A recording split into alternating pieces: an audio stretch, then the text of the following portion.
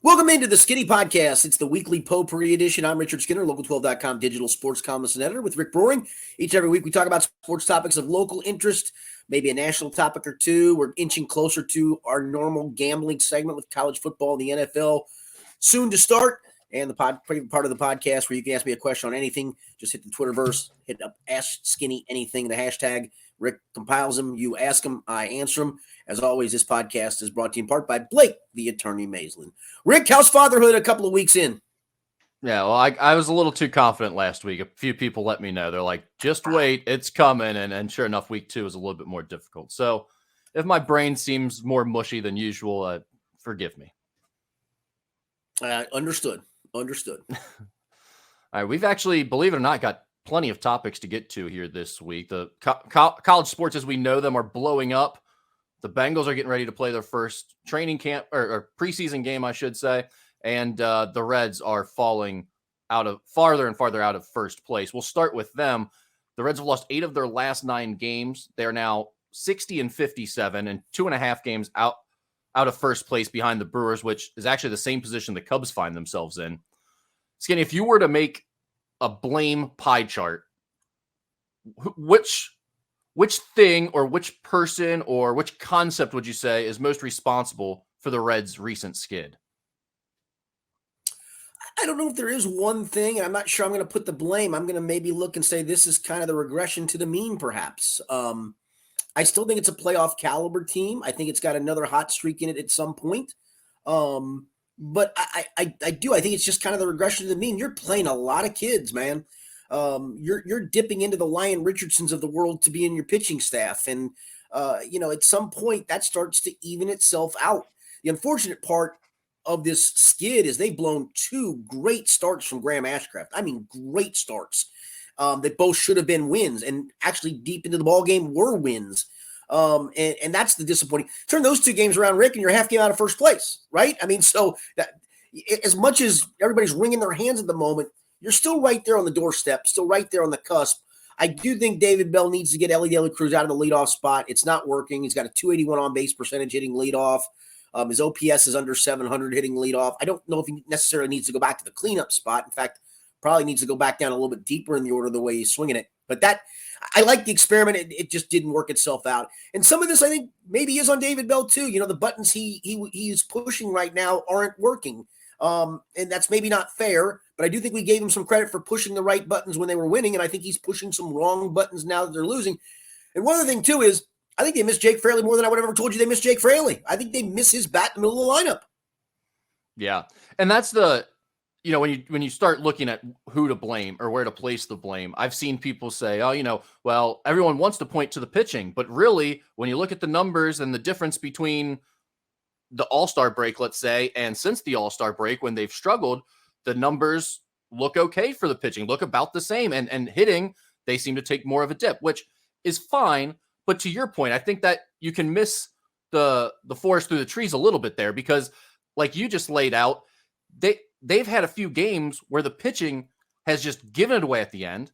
And they've also had a few games where the pitching has given them no chance from the start because Lyon Richardson gives up 4 runs in the top of the first, or they give up 25 runs in back-to-back games against the Cubs. So like when you're talking about being 1.5 games out or tied for first place or 2.5 games out of first place, and you're letting these games get away from you where the pitching gives you no chance to win, I mean, that's costly too. So I agree with you. I don't think it's like the pitching's fault, the hitting's fault. I don't think it's one guy. I don't really think it's David Bell's fault, to be honest, although to our point last week might have been a little early to be giving him a contract extension. I don't know how much he had really proved to this point in the year. But yeah, to me, this is all about a regression to the mean. This is why I've said all season, this team is not built to win a World Series. You shouldn't start trading away the farm to try to get one more pitcher to go make a run. It's just not that type of team. It's great what they've done, and I hope they manage to scrap their way back into this thing and continue to fight and claw to make the playoffs. But you're ahead of schedule. That's all this is.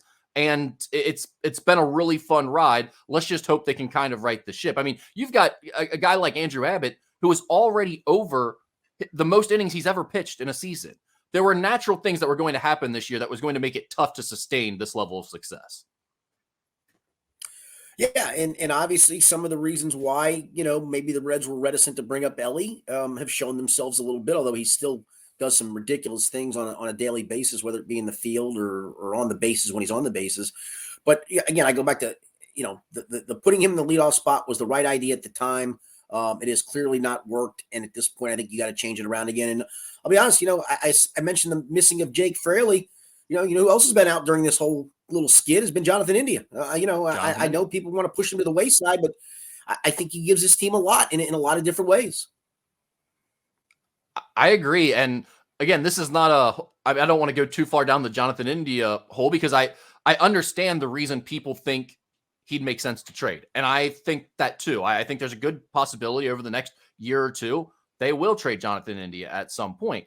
But this year, it didn't make sense to do that just yet. And I think you're seeing that right now. Some of these young guys may not be everything that we thought they were after watching them tear the world apart for 2 weeks. It may take some time. And Jonathan India, maybe his leadership and consistency there was important, even though his numbers weren't great and his defense lacks a lot to be desired. So, yeah, I think all of these struggles recently have brought to light a lot of the things that we've been talking about throughout the year.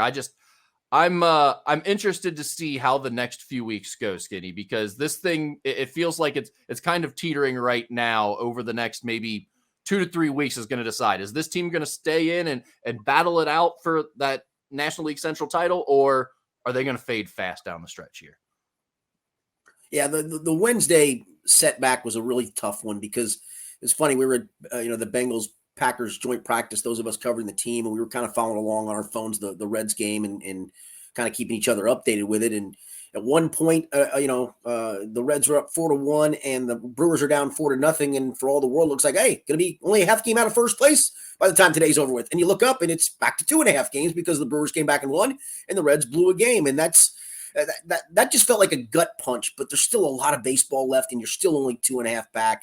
Well, let's see how these guys respond. They've responded at points this year. I keep feeling like this team is going to respond one more time. It's going to have one more good hot streak in it. Will that be enough to carry it to the playoffs? Yeah, do you buy into that this team is streaky and it goes on runs? I keep seeing people say that. That's what they've done all season. They get hot and then they get cold. Are you buying into that right now or no?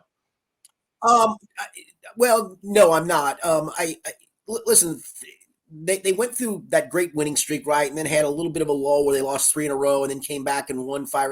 It felt like every time they'd lose like 3 in a row, they'd come back with one. Well, this time around, that hasn't quite been the response to it. So that's why I go back to, I hate to do it. It's kind of just a regression to the mean of probably what this talent level of this team is at the moment. Yeah. Yeah. Now, I kind of agree with you, though. I do feel like it wouldn't surprise me at all if this team had another run left in them and Ellie and McClain, a couple of these guys got hot again. And when it does seem like when their bats, those young guys' bats are going a little bit because of the speed and the running around the bases and kind of the style they're playing, it does seem to feed off each other a little bit and get the ball rolling. So I could see this team making another stretch run where they win 5 or 6 games in a row to kind of get them back on track in the next month. But I'm not expecting it, but I could see it. It wouldn't surprise me, I guess, is what I'd say. Yeah, and getting Indy and Fraley back, I think, would be a huge part of that. Yeah. Something I saw while I was reading different Red stuff over the week, Blog Red Machine brought up the idea of Jose Barrero rejoining the Reds when the September call-ups happen. You get to expand the roster by 2 players. Only one of them can be a pitcher. Over the last 28 days, Barrero is slashing .314, .412, and .629 with 11 extra base hits, including 5 home runs. 2 of those home runs were in the last week. Skinny, I'll be honest, I was done with Jose Barrero. I just didn't think he was a major league hitter the last time he left the club. Are you interested in giving him another shot at the big leagues? Do you think he could be an extra piece that they're missing right now? Yeah, I am, because your right-handed platoon bat in the outfield currently is Stuart Fairchild, and I'm sorry, I don't buy that dude. If Jose Barrero can give me more than Stuart Fairchild, and I'm not guaranteed that he is, but if he's on the right path towards doing that, I'm absolutely worth giving him another shot. And he gets the right-handed bats in center field on a day you want to give TJ Friedl a day off against a lefty. I'd rather have that than Stuart Fairchild in there, to be quite honest with you. Well, and the thing is, I don't think he's any less dangerous than Stuart Fairchild as an Right. extra bat off the bench, and he's more valuable in other ways in the sense that he's more athletic. He's a good defender. He's a better base runner if you have to put him in a pinch running situation at the end of the game. The thing about Jose Barrero is he definitely has value as a guy off the bench because he can play the outfield. He can play shortstop or second base defensively. He's very good, Right. and he has that speed. So, like, as a situational guy that you bring in a seventh or eighth inning, he does have some value. And I don't Sure. I don't really buy into the idea that he's turned it around. He's going to start mashing at the major league level now and become a big hitter. But it's nice to see that he is hitting better. Maybe that'll help a little bit. And again, as a bench piece, I think it makes sense to bring up. So I have no issue with them bringing up Jose Barrero, Right. but I'm also not thinking, oh yeah, he's the missing piece that's going to get them going again.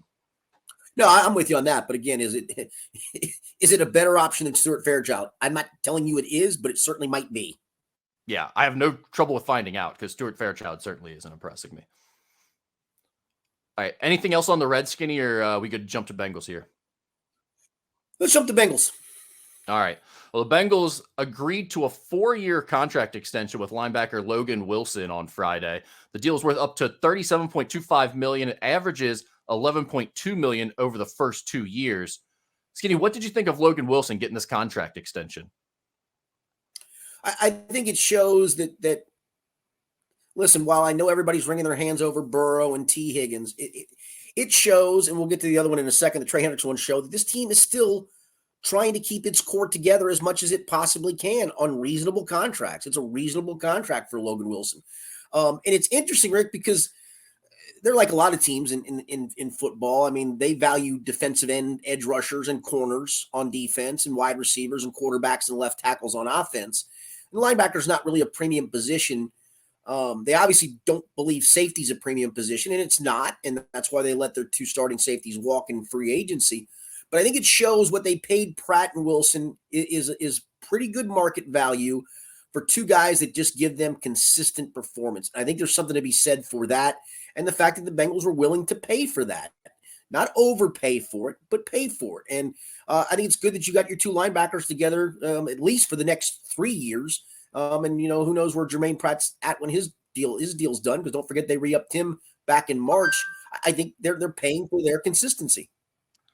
Yeah, and that's an interesting point about kind of the fair market value, or like I guess when we see contract extensions reported and you see these dollar amounts, and they're always tens of millions of dollars, so it seems like a ton of money. I think the natural fan reaction is kind of like, oh, this guy got paid a ton of money. And in this case, in both cases with Jermaine Pratt and Logan Wilson, I think it's fair to look at it and say, oh, the Bengals are taking care of them, but both of them got fairly reasonable deals for what they are, starters that have proven themselves in the NFL, right? It's not like the Bengals have broken the bank to go prioritize these guys. It's no, we value you, we want you back, but we need you kind of at this number, it seems like, right? Yeah, exactly. That's exactly it. I mean, you're not paying, crazy dollars for that position. I don't think they'd ever pay crazy dollars for that position because they don't value it as a premium position. Much like, again, the safety spot. Would it be nice to have Jesse Bates and Von Bell back here? Absolutely. But Von Bell got guaranteed money in the second year of his contract that the Bengals were never going to pay him. And Jesse broke the bank that they were never going to pay and clearly were never going to pay. So, I think that it was fair market value for them and more than fair market value for the Bengals. And, I'm not surprised this deal was done, but it is interesting that the deal was done before the Burrow deal was done. And it's good to see them still working in that direction of getting guys done that they want to still have around here. Well, we talked last week about Trey Hendrickson getting that deal done. And then this week it's Logan Wilson. What does that say to you that they got these 2 deals done before the Burrow deal was done? Does that mean anything? No, it doesn't. It just tells me again that I think the whole structure of the Burrow deal is very complicated, more complicated than I thought it was going to be. I do wonder if the Higgins deal is tied to Burrow, and that's where the complication comes in. I'm also leaning towards maybe they don't re-sign T. Higgins when all is said and done, that they go the same route they went with Jesse Bates of, you keep trying to work towards a deal, but if that side isn't willing to go to your dollar side or whatever, you franchise tag him next year and let the chips fall where they may. I know that stinks. At the end of the day, Jesse Bates admitted the last year of his contract before being franchise tagged for half a season, he moped about it and then turned it around, had a great second half, had a great postseason in through the Super Bowl. then franchise tagged. He didn't like it. He sat out, which is his prerogative up until the point where he realized he couldn't sit out any longer, signed the tag, played, and got paid. And that may be the route, unfortunately, that we're going to go with T. Higgins. He has the same agent that Jesse Bates has, so it's not going to be an easy negotiation. And that's where I do wonder, are those tied a little bit together to where Burrow is saying, I'll give this if we can get him, or maybe it's simply, they just can't come to any kind of close deal with T. Higgins, and they're going to eventually have to move on from that and just focus on getting Burrow done. What a difference it makes to be a team that's capable of competing for a Super Bowl year after year. Because if normally had we been talking about these contract situations like the Jesse Bates thing or the T. Higgins thing, where the Bengals are going to play chicken with one of their top players and be like, yeah, we're not going to extend you ahead of time. You're going to have to wait. We're going to franchise tag you and all that. Well, eventually that player's just going to say, screw you. This team isn't worth that. I'm just not playing. I am sitting out. But when you have a chance to compete for the Super Bowl and everyone looks at you like, it's a chance to play with Joe Burrow, that's a place I'd like to be. Well, then you look kind of like an idiot and a bad egg if you're sitting out. So it's like, these guys are like, well, yeah, I'm not going to miss the chance on potentially playing in the playoffs and making a run to the Super Bowl. And so it gives you a lot more flexibility when you're negotiating with these types of deals, I think. Yeah, I will say it's going to be interesting next week because T's not going to play in the preseason game. Most of the starters won't. I think Nick Scott and Dax Hill probably will be the only starters that play on Friday in the preseason opener. But it was interesting to me that he sat out the team portion of the practice with the Packers on Wednesday.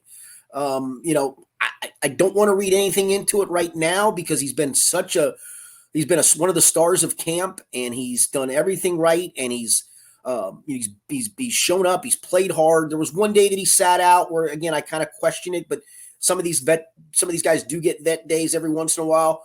But it just was odd yesterday that was supposed to be kind of the dress rehearsal for the ones. This was kind of their preseason game, if you will, in a much more controlled environment. There was no tackling or anything, but it was against another team going full speed, and potential injuries could have occurred.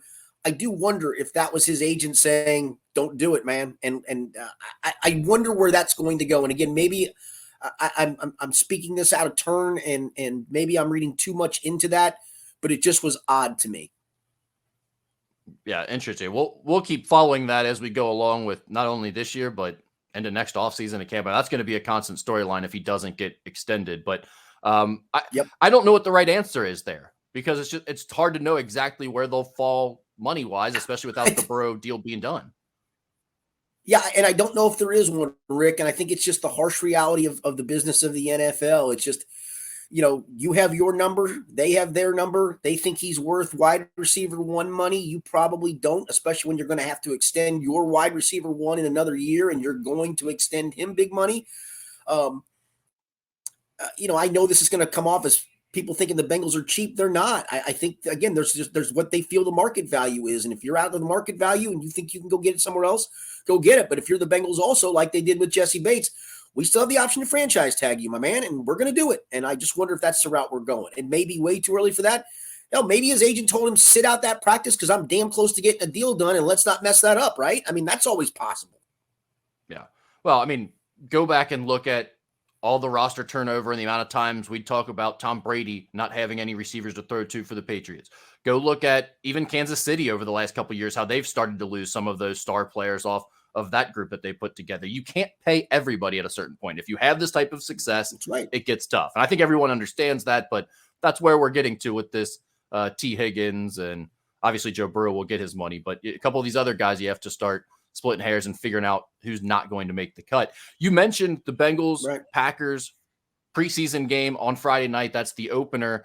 If you're a fan who's going to be tuning into this thing, you said not a lot of starters will probably be playing. What is going to be worth watching here? Yeah, I've got a column up on local12.com, actually kind of 5 storylines and things to watch. I think, and I'll just go in descending order of how I rank them. One is the offensive linemen who will play. They'll be the backups, and they did not have a very good day against the Packers on Wednesday. And it's interesting to see how they mix and match that group. Deontay Smith played all over the line. Hakeem Adeniji played all over the line. Max Sharping has taken some reps at center in camp. They got an undrafted rookie free agent guard, Jackson Kirkland, who played with the twos and has played with the twos throughout camp. So I'll be interested to see how those guys perform because as Brian Callahan, we talked to him after the practice yesterday, said, we're trying to mix and match a bunch of different guys at some of these positions to see what we've got at the back end of that group. And so it's an important game for that group of guys to show something. Jackson Carman didn't have a great Wednesday practice, and he's certainly trying to become the swing tackle. So I think it's important for those guys. Number 4, do these corners continue to flash? The back, the backup corners, because they've shown that this might be a really deep corner group, which is a good thing to have because you need as many corners as possible. Will they carry that from camp into games? Number 3 was, how do the rookies perform? I think the one I'm most interested in, I'm sure everybody's more interested in Miles Murphy than most, but I'm really interested in Chase Brown to see, what does he do when somebody's trying to tackle him? We've seen him have good burst, and Frank Pollock, who's the run game coordinator, was effusive in his praise of him when we talked to him on Sunday. And Brian Callahan yesterday talked about how he's been a willing blitz or a willing pass protector and shown some ability in that regard. Let's see what he does when it's real. Let's see when does he show that burst through the line and run through contact, or does he get knocked down and not break tackles? Does not show that burst. So I'm really interested to see him as much as anybody else. Number 2 on my list was certainly the backup quarterback battle. That's the one for me. Of neither one of those guys were very good on Wednesday. Both of them had the same amount of reps basically with the first team. They kept rotating through. Kind of interested to see who gets the nod first on Friday. I don't think it means anything, but these guys are going to be playing with backups and not the ones either. And they were not very good with the ones, and they were even less good with the backups. And it's big to see one of those guys emerge, be it Trevor Siemian or Jake Browning. And then number 1 is, like I mentioned, which of the starters will play. I know Zach Taylor said a couple of them probably will, and my guess would be, again, it's the safety tandem of Dax Hill and Nick Scott, just to get them as many reps together as possible. But other than that, and the specialists, obviously, Brad Robbins and those guys, McPherson, technically are starters, but other than that, who's going to play? And I think it's just the safety tandem is what we're going to see, and that's probably it. You nailed it for me. Chase Brown is the whole reason I want to watch this game, just because a running back in his situation, well, he's got a chance to be a feature player in a game like this. He's got a chance to get a lot of carries and kind of be the main part of the offense. I mean, I want to see DJ Turner. I want to see Miles Murphy, but how much am I really going to get to see him do? Yeah, and especially with Travion Williams being out, I mean, it's really, it's a couple of undrafted guys and then Chris Evans and Chase Brown. So I think Chase Brown will get a nice workload in this game. Yeah, I'm really excited about watching him. That's pretty much the whole reason I'm looking forward to this game. Skinny, are there any other notes from training camp over the last week, or anything to get to as we head into this first preseason game? Yeah, I watched the offense versus the defense, but I traded notes with Jay Morrison of The Athletic. He watched the Bengals defense versus the offense, so we could both kind of write about that part of it, because one field had the Bengals O versus the Packers D. The other field had Packers O versus Bengals D. And Jay's notes to me on the way the defense performed was off the charts. I mean, the defensive line across the board, including Miles Murphy, were all great. Mike Hilton had an interception. DJ Turner did get beat on a ball on a double move. And maybe that's a good learning experience for him to kind of finally see that against another team. But Jay even said on that play, his catch-up speed was glaring to where he almost caught up and made a hell of a play on it. So, again, maybe a good lesson for him to learn. But from all reports, the defense was off the charts. And I still think that still continues to be an underrated part of this team. We all talk about Burrow and the offensive weapons and those. I mean, this defense has kind of carried the load too the last couple of seasons, and seems to be getting better and better and better as they keep adding more parts to it. Well, especially when you think about all the takeaways in the playoffs. I mean, the amount of turnovers they've caused in the postseason the last 2 years, they have been what's carried this team in a lot of ways. I just thought this year with all the turnover, it was going to be tough to expect that same type of performance out of them. But the early reports from training camp definitely have me excited about that side of the ball. Lou Anarumo has done a fantastic job the last several years, and I'm excited to see what he has in store for this year. Yeah, and especially, I mean, it's a group that we've talked about the corners, and Chidobe Awuzie is slowly working his way back. He has not taken part in a practice yet, although he's taking part of position drills. He shadowed receivers the other day, just kind of trying to do defensive back stuff. So I think he's probably closer to being ready than he's close to being ready, not closer, but close to being ready. I don't think there's any doubt, unless he has a setback, that he won't be able to play in the opener. So that's a good sign too, because like I said, that cornerback depth is flash, and your best corner, by the way, is sitting out. And I say that, and Cam Taylor-Britt's had a great camp, and we forget about, he's only got a half a season's worth of starts under his belt. How much better can he get? He's had a great camp too. So that defense that was good to see. And I know it wasn't against the Aaron Rodgers Packers; it was against the Jordan Love Packers. But still, it was against another team, and you dominated them. Speaking of that, what was the takeaway thoughts? I know you didn't watch him, but what was the takeaway thoughts on Jordan Love? I was looking through the notes. It seemed like there was a bunch of checkdowns when he did. I did watch him. I got a chance to watch him. They came together for a 2-minute drill. Each side had, I think, 2 sessions apiece of 2-minute drill. Quite frankly, he did not look very good in the 2-minute drill. So missed on a deep ball where I think it was Romeo Dobbs got behind a corner and he overthrew him just a hair where he had to lay out and couldn't catch it. But it didn't look great. But again, I didn't get a chance to watch a whole lot of it. So. All right, now to the silliness of the NFL world. The NFL Network has been revealing the top 100 players of 2023 as voted on by the players themselves for a few weeks. The top 10 was released on Monday, and Bengals quarterback Joe Burrow did not make the top 5, Skinny. He came in at number 6. The people in front of him were Patrick Mahomes, Justin Jefferson, Jalen Hurts, Nick Bosa, and Travis Kelce. Do you have, who cares what the players think, honestly, but do you have any issue? Do you have any thoughts on Joe Burrow not being a top 5 player in the NFL? Yeah, I know Bengals fans lose their mind, and it feels like everybody's picking on their guys, right? I get it. But no, Jalen Hurts being above Joe Burrow is a joke. The kid did a nice job last year.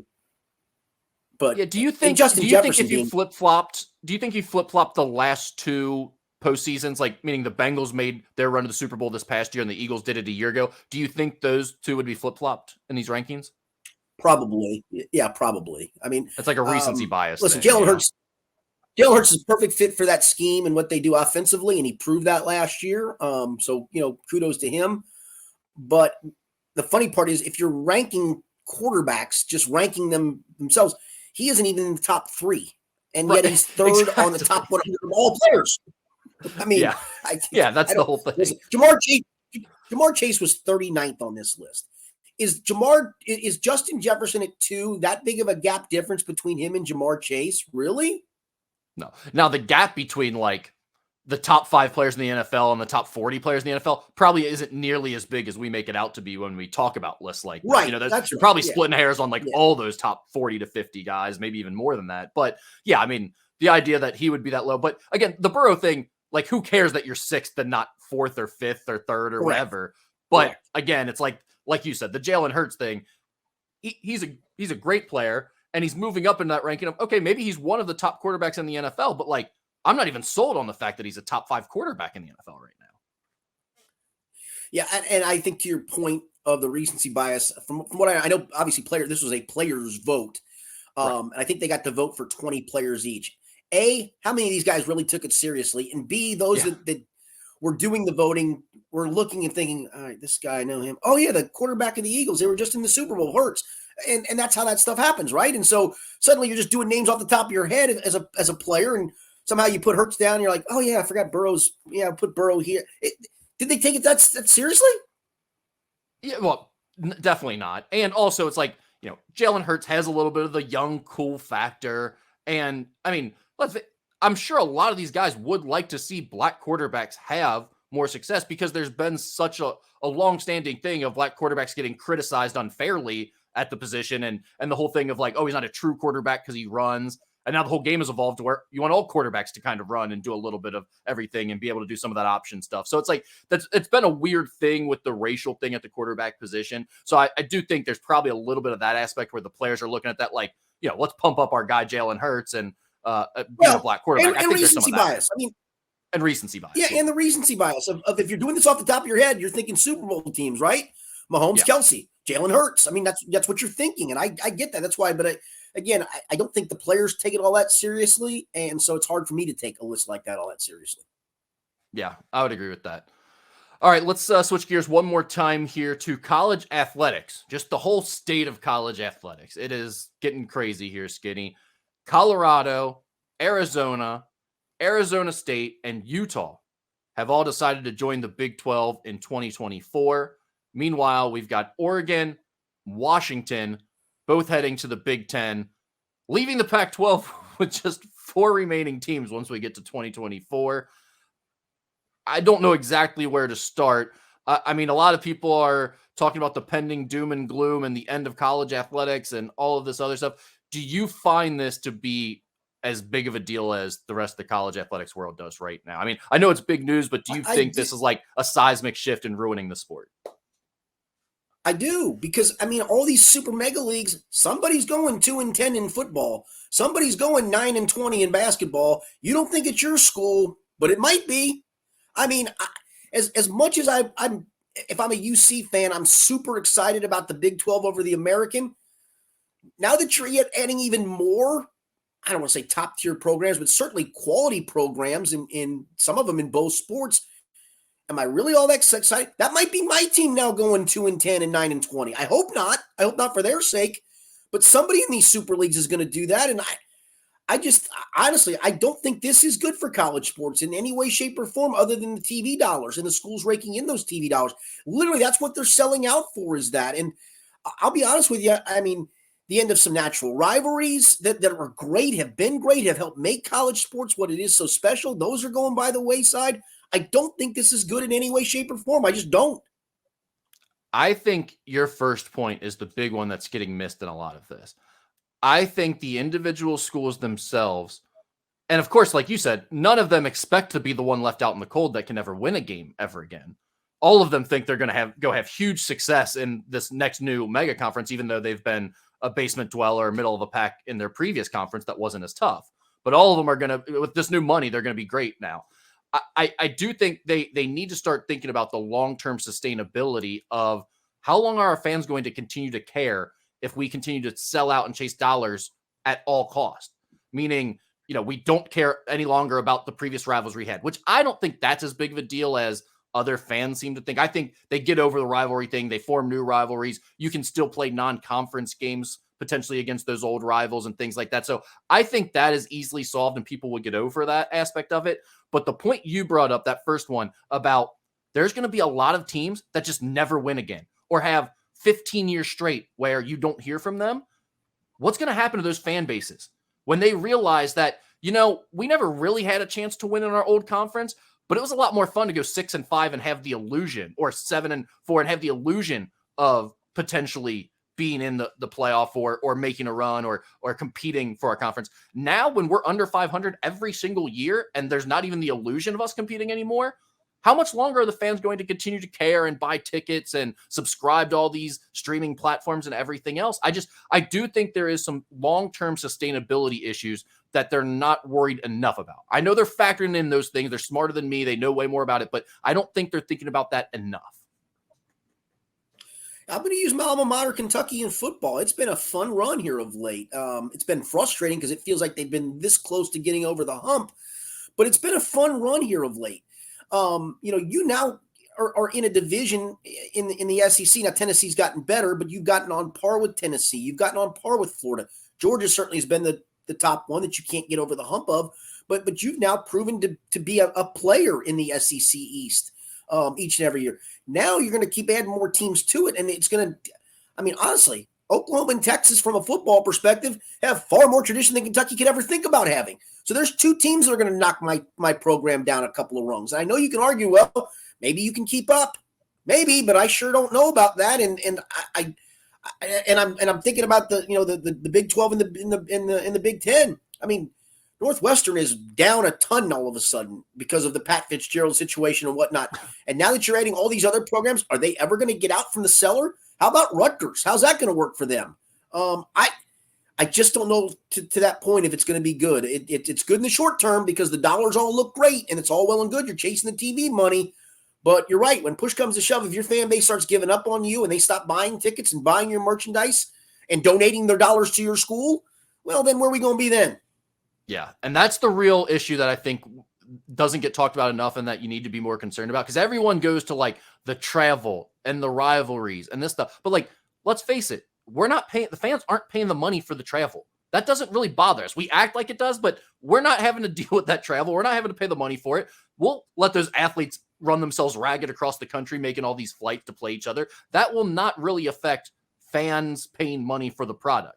But this will if their teams just don't compete. And also the other thing that's probably a bigger issue for college athletics than realignment right now is the NIL thing.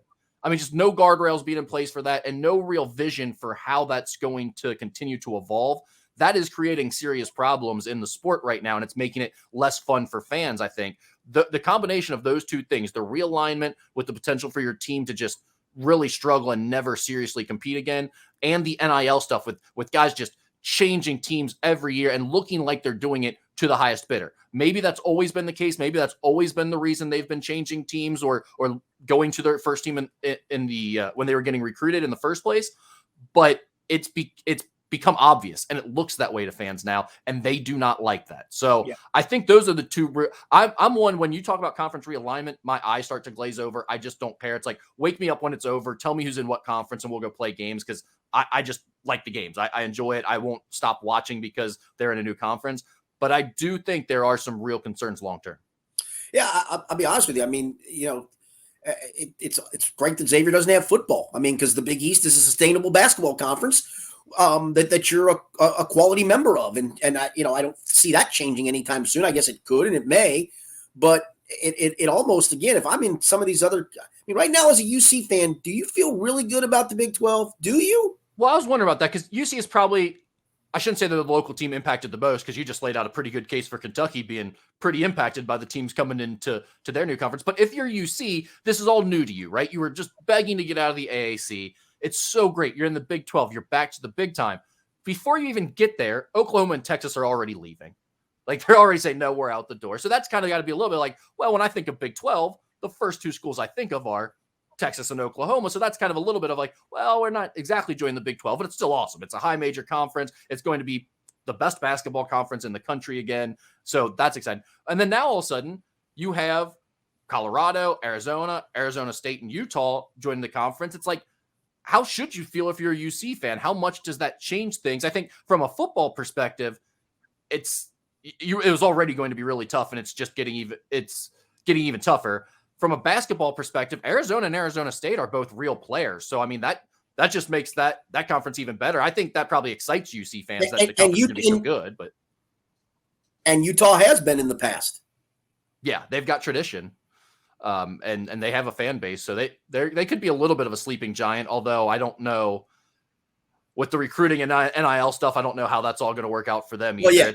Well, it's up in the air for everyone, even these schools that have some tradition with them. But yeah, just how would you feel if you're a UC fan right now with all of this changing? Does it take away from some of the excitement of joining the Big 12, or do you look at it as like, well, hey, without Texas and Oklahoma, it's a little more wide open in football at the top?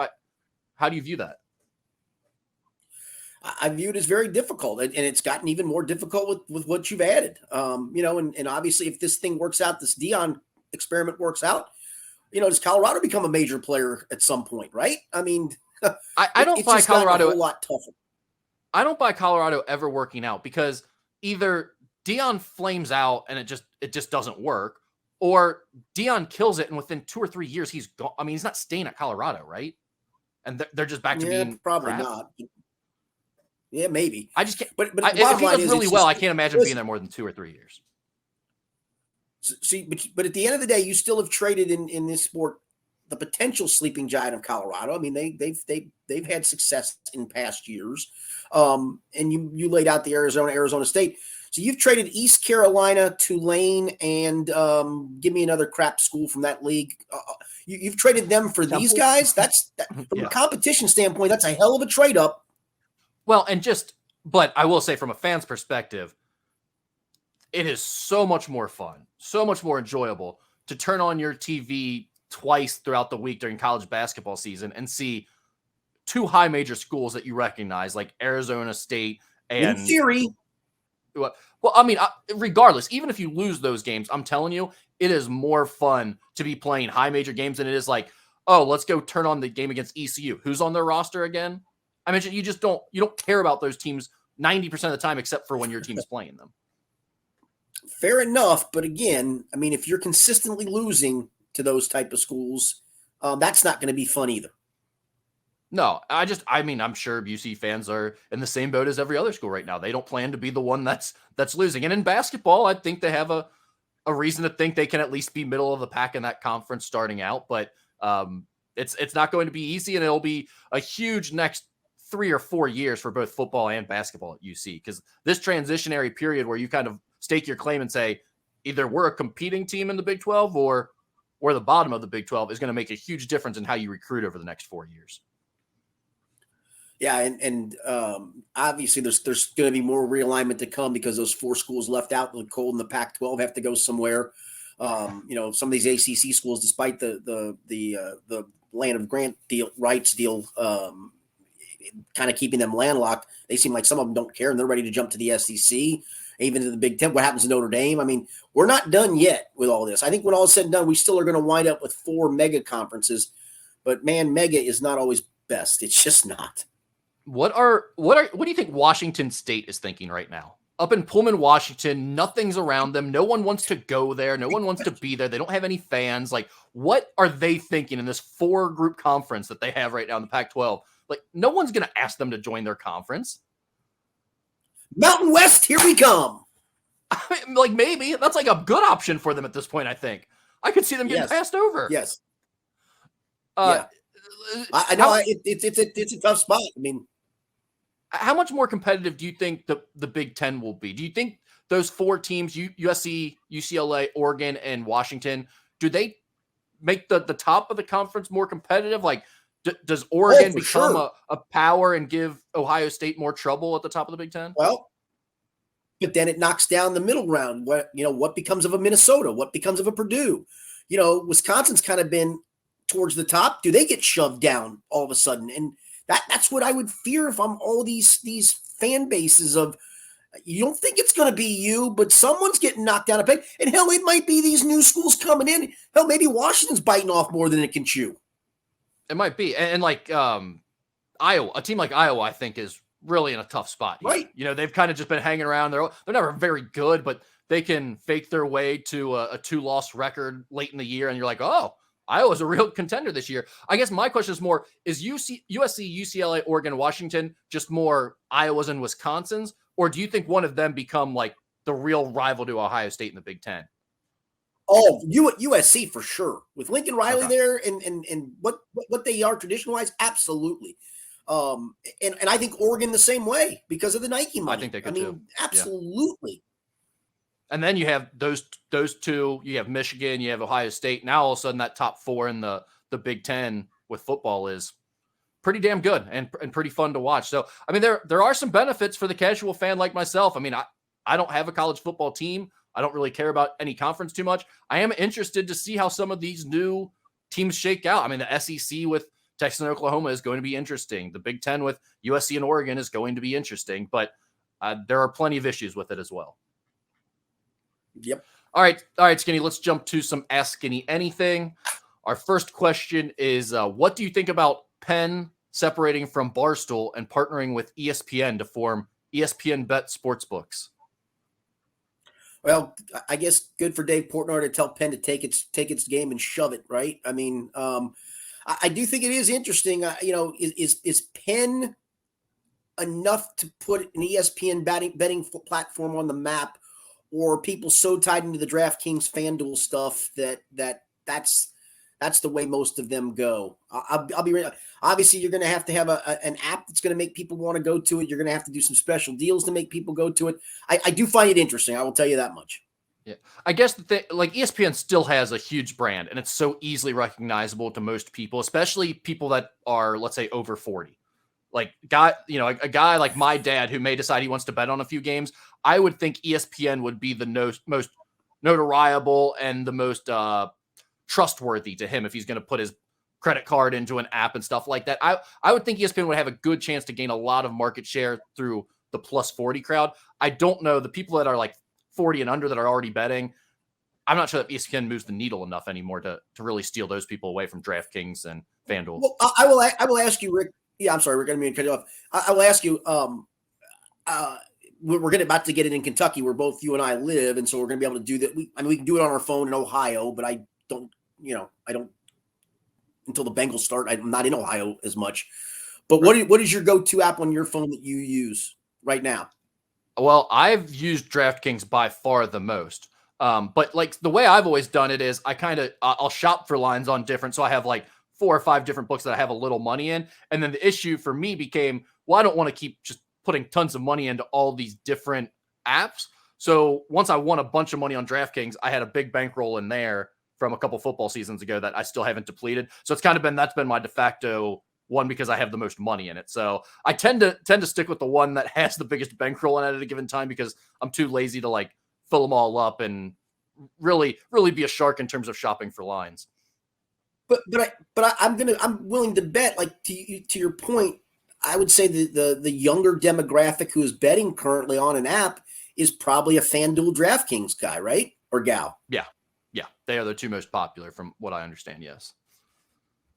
And so, I mean, will you test market ESPN? Maybe they're going to have to come at you with some really good bonuses to hook you initially. But if they don't, if they just say, hey, we're ESPN, we're just going to put this up and you're going to flock to it, fans are going to go, no, I've got my I'm fine with FanDuel and DraftKings. I'm good. Thanks.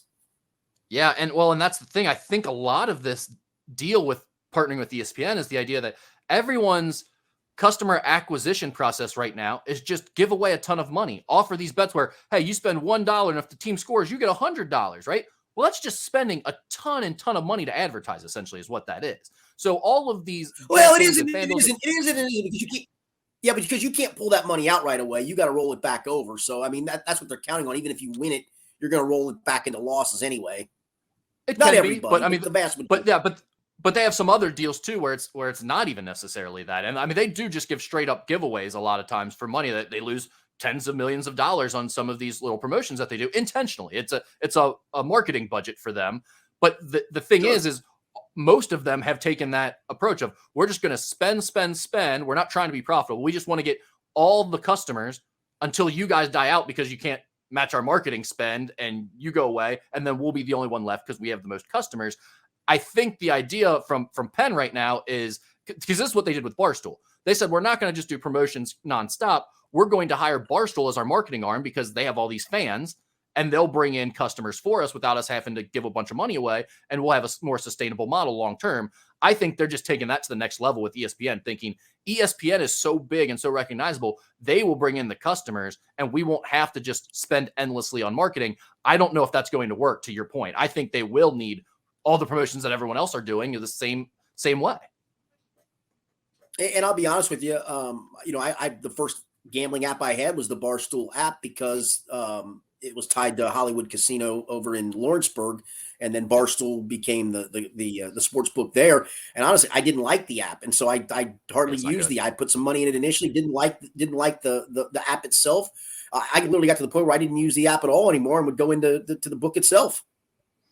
Agreed. All of the apps could be improved, quite honestly. None of them, to me, have like figured it out and gotten it great. But I do think DraftKings or FanDuel is probably the cleanest, smoothest, easiest experience. That makes the most sense.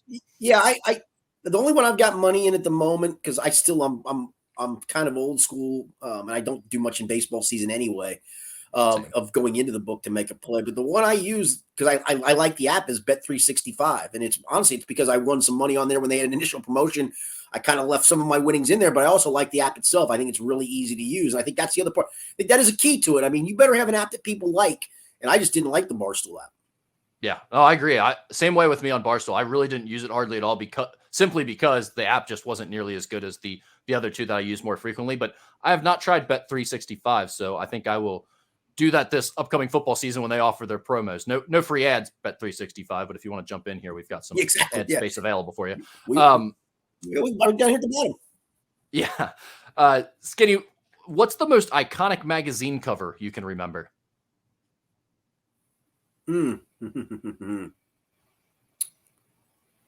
I'll be honest, and maybe it hits home. The Sports Illustrated Kentucky Shame. Oh, yeah. When they went on probation. Yeah, that's a tough one for UK fans. Yeah. I could picture that right now. As soon as you say that. That's a good one. I kept some. I kept a handful. I probably got 40 Sports Illustrateds I kept over the years. Um, Obviously, the swimsuit editions I kept over the years. I guess I can label some of those as iconic.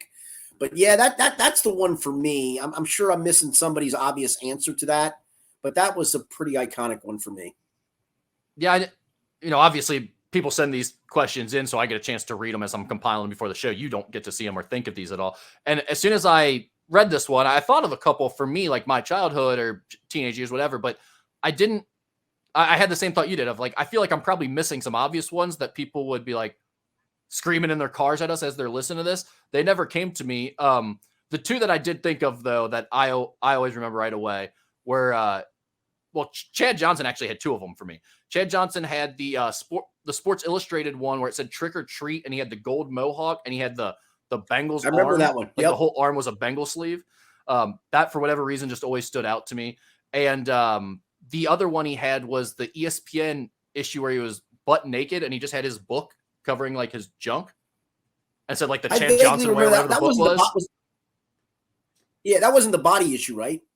No, it wasn't the body issue. It was literally an issue about like he was the cover story, and he had just come out with a book, and it said like the Chad Johnson way or something like that. And he's butt naked with just a book covering his private parts.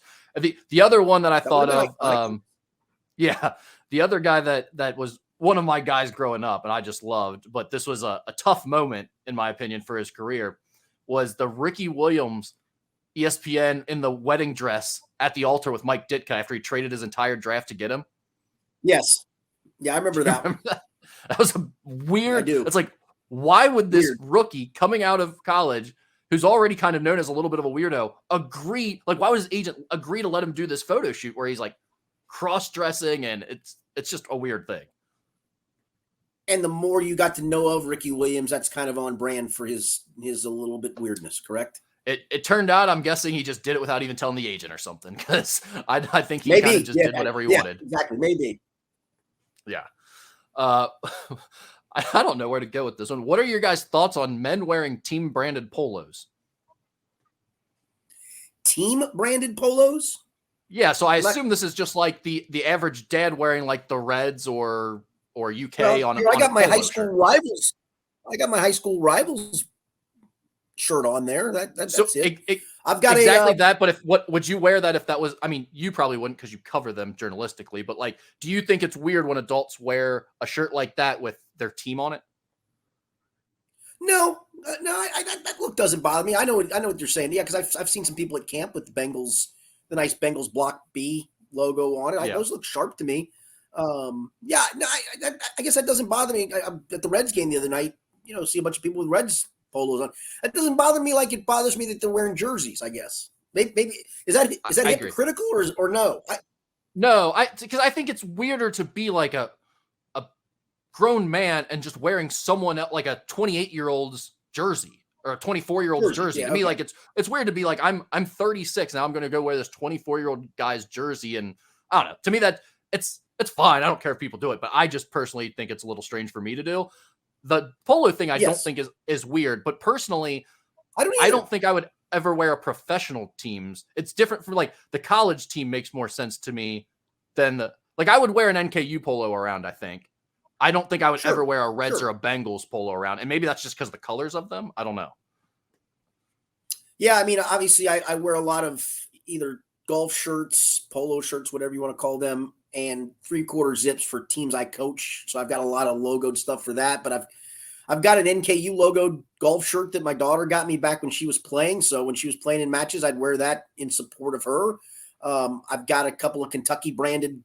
I got a pullover and a polo both with that on it. So yeah, I don't have a problem with that. I'll be honest with you.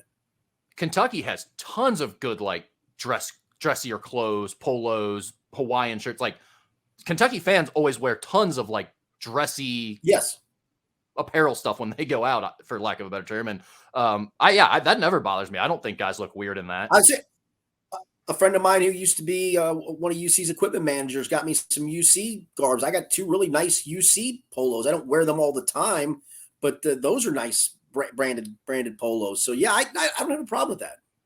Yeah, you got to go to a BSN Sportswear and get your Big 12 patch and your Jordan patch stitched onto that now. That's how they're doing it. What does it? Mean. Does Skinny have any funny autocorrect incidents? I do all the time. I mean, there's nothing specific, but I'm a big about in the last 2 years, I'm a big talk to text guy. Like I'll do that when I'm driving, and I'll say, do you want me to send? And I'll send, and I'll look back and go, oh my god, I can't even make out what the hell that was. It's funny. So sometimes you would think that the autocorrect or the Siri in this case would get to know what you're saying. The one for me all the time is I'll text my boss and say, hey, I'm done with the Burrow story. It always spells Burrow, Burrough. And I thought, and I always go back and correct it because he knows what I'm saying, but I see it's an easy correct to do, manually. But I'm thinking, I've said that enough times to you that you'd think you'd get the name by now. And maybe if I said Joe Burrow, they would spell it correctly. I don't know. But boy, some of those, sometimes when you look at them, yeah, no, I don't know if you do it, but sometimes when you look at some of the ones you send, you're like, what did that even mean, man? I'm sorry. Yeah, that's pretty good. I don't think I really have any of the autocorrect stuff that I can recall. But do you remember back in the day before we had threaded text, meaning each text was a fully new message, even if it was from the same person? Right. Like you could have 100 messages from the same person in a row and it filled up your entire inbox. Yes. It wasn't like you clicked on the person's name and there was a whole list of messages in there. So going back to that era, you had to then say who you were sending each text to, right? You couldn't just click on their name and then go into that message. And I had a terrible problem for a while with when I was thinking about someone or talking about them, like saying sometimes something bad about them, I would then click on their name and send it to them. I did this with a girl I did this with a girl I was talking to in high school where I was trying to say something about her to another friend. And it was like kind of derogatory and I sent it directly to her. And then there was one with one of my good friends where he was annoying the hell out of me. And one of my buddies was like, hey, where are you at? And I was like, sorry, I'm ready to beat so-and-so's ass. He's whatever. And I sent it to so-and-so whose ass I was ready to beat. And he like looked at his phone and was like, oh, really? I was like, sorry, man. Just being a real pain in the ass today. When I worked at the Cincinnati/Kentucky Post, we had instant messenger between all of our computer terminals in the office. This is I worked there from 91 to 2003. And so there was one night we're in there. It was a busy night. And one of our reporters who liked to talk a lot and kind of grated on our nerves was speaking. And I simply said, I wish she would shut the blank up.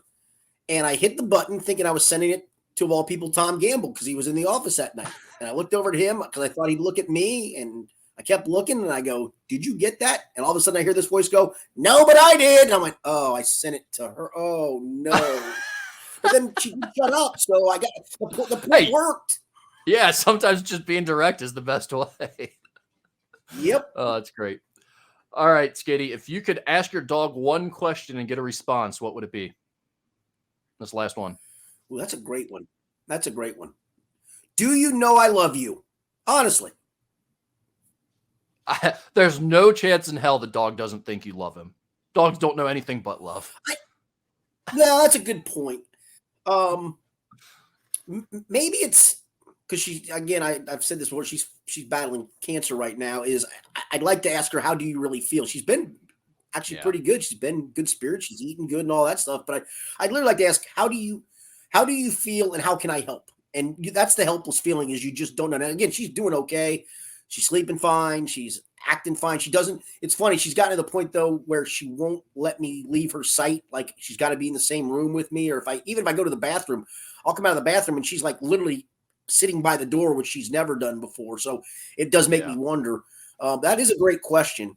I think you're right to your point. They do love you. I mean, that's the most unconditional love there ever is going to be in life.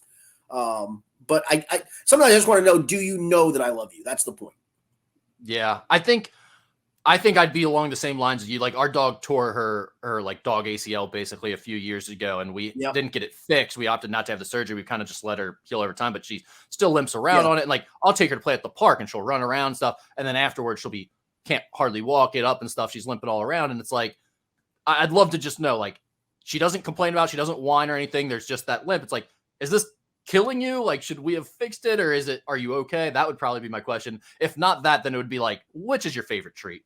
Just be honest with me. What one do you like the most? I'll hook you up. Oh, I know for ours, it's the little tiny milk bones, man. It's like crack cocaine for her, man. She knows if she like even gets her top knot done, she's literally sniffing at the thing, going, "I get one of these. I know I get one of these. Yeah, okay, you get one of these."